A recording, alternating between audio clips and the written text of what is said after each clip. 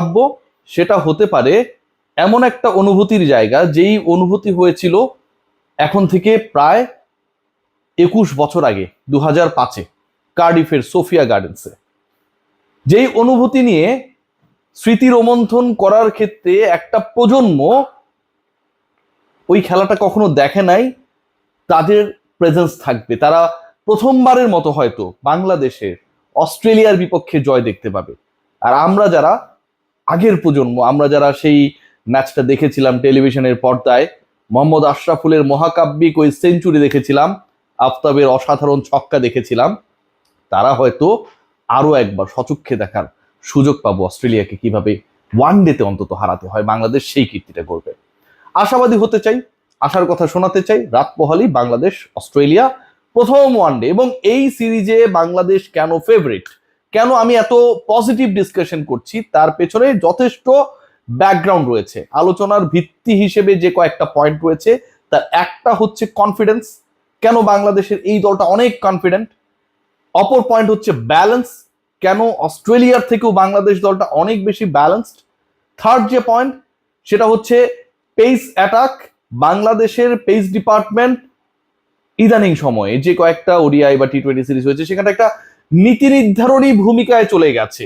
Even টেস্টেও তাসকিনরা, Nahid রানারা যেভাবে আগুনে pace ছড়ান, পাকিস্তানকে যেভাবে হোয়াইট ওয়াশ করা হয়েছে লঙ্গার ভার্সনে, সেটাও একটা বড় কনফিডেন্সের জায়গা।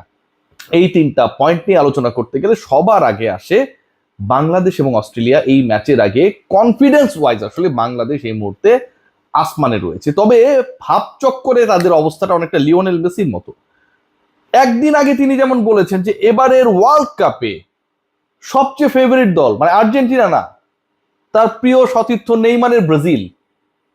নেইমারকে তিনি ভালোবাসেন, ব্রাজিল অনেক ফেভারিট, চ্যাম্পিয়ন হওয়ার যোগ্য, কিন্তু তার থেকে বড় যে কাজটা করেছেন সেটা নিজের উপরে কনফিডেন্স এবং নিজের উপর অতি আত্মবিশ্বাসের জায়গাটাকে একটু দূরে ঠেলে রেখেছেন। বাংলাদেশের ক্ষেত্রেও কিন্তু তাই।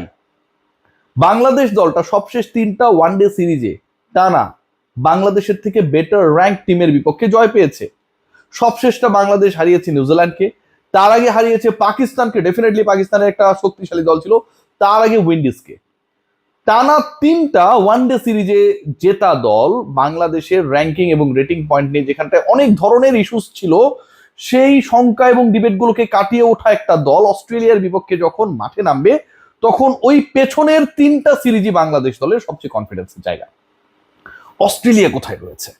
অস্ট্রেলিয়া যে জায়গাটায় রয়েছে সেটা হচ্ছে সবশেষ সিরিজে বাংলাদেশের বিপক্ষে যেই পাকিস্তান ওয়ানডে সিরিজে পরাজিত হয়েছে, তাদের বিপক্ষে বাংলাদেশের বিপক্ষে যেই পাকিস্তান টেস্টে হোয়াইট ওয়াশ হয়েছে, তাদের বিপক্ষে অস্ট্রেলিয়া সিরিজে হেরে বাংলাদেশ সফরে এসেছে।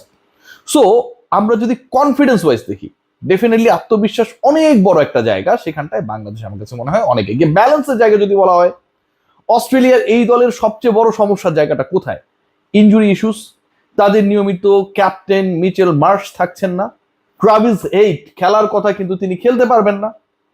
এই যে দুইটা exclusion just before the 48 hours of the first match, আমার কাছে মনে হয় definitely it's a setback for any stronger team. যেই দলটা অনেক শক্তিশালী তার জন্য এটা একটা বড় সেটব্যাক। মার্শের না থাকে মানে ক্যাপ্টেনের একটা রোল থাকে, প্ল্যান থাকে, এক্সিকিউশনের ওয়ে থাকে, হি ইজ অ্যাবসেন্ট।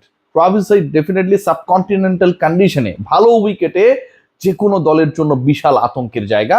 তার অ্যাবসেন্সটা ডেফিনেটলি তাদেরকে ইমব্যালেন্স করে তুলবে। আপনি হয়তো রিপ্লেসমেন্ট আনতে পারবেন, বাট ওই ব্যালেন্সের জায়গাটা শতভাগ ফুলফিল করা সম্ভব না। বাংলাদেশের ব্যালেন্সের জায়গাটা কোথায়? বাংলাদেশের ব্যালেন্সের জায়গা হচ্ছে ওই যে নাম্বার 6 আর নাম্বার 5 নিয়ে কদিন আগে আমি একটা কন্টেন্ট করেছিলাম। Then I got a lot of calls from the management, from the cricketers that Riyasat ভাই you should not make this contents. ভেতরের খবরটা কেমনে পায়ে গেলেন? That is not the issue. Issue is that ভেতরের যে খবরটা পেয়েছি সেই খবরটা কি অস্বস্তির খবর, কিন্তু বাংলাদেশ দল তো এই মুহূর্তে সেখানটা একটা স্বস্তি ইনজেক্ট করতে পেরেছে।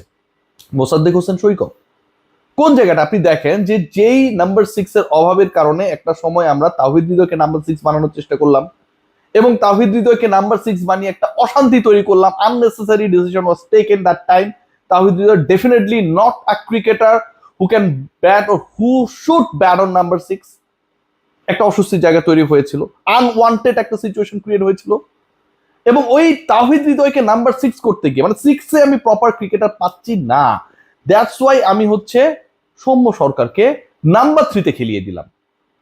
এটা করতে গিয়ে ব্যালেন্স কোথায় নষ্ট হলো? নাম্বার 3 নিয়মিত ক্রিকেটার, নিয়মিত ব্যাটার, নাজমুল শান্ত নিচে নেমে গেল, নাম্বার 4-এ লিটন কুমার দাস নিচে নেমে গেল, তাওহিদ হৃদয় নাম্বার 5-এর নিচে নেমে গেল, মানে পুরো দলের মধ্যে একটা গুবলের অবস্থা। সো ওইখান থেকে বাংলাদেশ ইজ কি বলবো মানে ভেরি ক্লোজ যে তারা ওই অস্বস্তিটা কাটিয়ে উঠবে, কারণ মোসাদ্দেক সৈকতের ইনক্লুশনটা এনশোর করার জন্য যে we have a good option on number 6 ও 7। মিরাজ সৈকতকে দিয়ে সেটা হয়তো রিপ্লেস করা হবে, ওটাকে রিশাফল করা হবে, কেউ একজন 6-এ কেউ একজন 7-এ ব্যাট করবে, এবং একই সাথে বোলিং ডিপার্টমেন্টে, স্পিনিং ডিপার্টমেন্টে একটা extra bowler bowling option add করা। সো বাংলাদেশের যদি এই ব্যালেন্সের কথা বলি, যে বাংলাদেশ দল ওই ব্যাটিং এর জায়গাটায় ব্যালেন্সড হয়েছে, বোলিং এর জায়গায় অপশনস পেয়েছে, একই সাথে অস্ট্রেলিয়া কিন্তু মার্শ এবং হেইটকে লাস্ট মোমেন্টে হারিয়ে ইমব্যালেন্স হয়েছে একটু হলেও। ব্যালেন্সের জায়গায় বাংলাদেশ আমার কাছে মনে হয় spot on, but cricketers they have to perform. এই পারফরমেন্সটা তামিম ইকবাল বা তার নতুন ক্রিকেট বোর্ড করে দেবে না, তাদেরকেই পারফর্ম করতে হবে।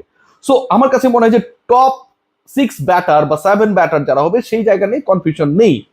সাদমান খেলবেন, দুঃখিত আমাদের হচ্ছে সাইফ হাসান খেলবেন, সাইফের সাথে ওপেনিং এ ডেফিনেটলি আমরা তানজিদ তামিমকে পাবো, নাম্বার 3-তে শান্ত, নাম্বার 4-এ লিটন, নাম্বার 5-এ হৃদয়, নাম্বার 6-এ মোসাদ্দেক অর মিরাজ, নাম্বার 7-এ মোসাদ্দেক অর মিরাজ, এবং পরের যে 4টা স্পট, ওই 4টা স্পটে একজন লেফট আর্ম খেলবেন, সেই ক্রিকেটারটা কে, সেটা কি তাইজুল, সেটা কি তানভীর, সেই নিয়ে আলোচনা রয়েছে, হয়তো আমরা যে কাউকে দেখবো, কিন্তু 3জন পেসার খেলা নিয়ে বাংলাদেশের কোনো ধরনের ডাউট নেই। আমি যে থার্ড পয়েন্টটা বলেছিলাম যে বাংলাদেশ কেন এগিয়ে, একটা হচ্ছে ব্যালেন্স, একটা হচ্ছে কনফিডেন্স, একটা পেস অ্যাটাক।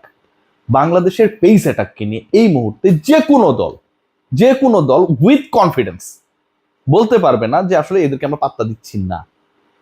একটা সময় আমরা খালেদ মাহমুদ সুজনকে ট্রোল করতাম না যে তিনি বাংলাদেশের পেস অ্যাটাকার, হয়তো ওই পেস ডিপার্টমেন্টের লিডারদের মতো বিশাল হাইট বোলার না, দীর্ঘদেহী না, বাট তাকে নিয়ে ট্রোল করার কারণটা হচ্ছে তিনি পেস বোলার, তিনি স্পিন করলে কিন্তু এত আলোচনা হতো না, উইকেটও নিয়েছেন, ম্যাচ জিতিয়েছেন, কত কিছু করেছেন, বাট ট্রলের কারণটা হচ্ছে he sight as a pace bowler, এটা তার ফল্ট না, আল্লাহ থেকে বানাইছে এমন করে।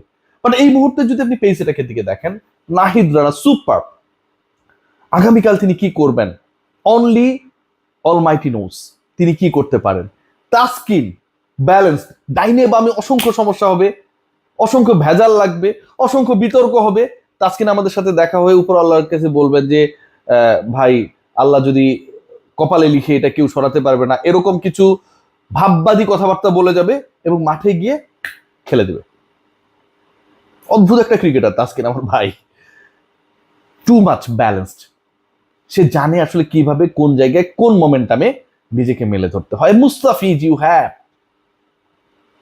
মুস্তাফিজ মিরপুরের মাঠে, মুস্তাফিজ যে কোনো প্রতিপক্ষের এগেইনস্টে কতটা সিরিয়াস হতে পারে ইউ নো। সো আমার কাছে মনে হয় ওভারঅল যে সিচুয়েশনটা হয়েছে, বাংলাদেশের পেস ডিপার্টমেন্ট, বাংলাদেশের ব্যালেন্স অ্যান্ড বাংলাদেশের কনফিডেন্স আমাদেরকে সেই কনফিডেন্সটা দিচ্ছে, সে আত্মবিশ্বাসের জায়গাটা ক্রিয়েট করছে যে 2005-এর পরে আরো একবার অস্ট্রেলিয়ার বিপক্ষে বাংলাদেশ ওয়ানডেতে জিতবে। সম্ভব? আমি মনে করি। আপনি কি মনে করুন? কমেন্ট বক্সে জানান।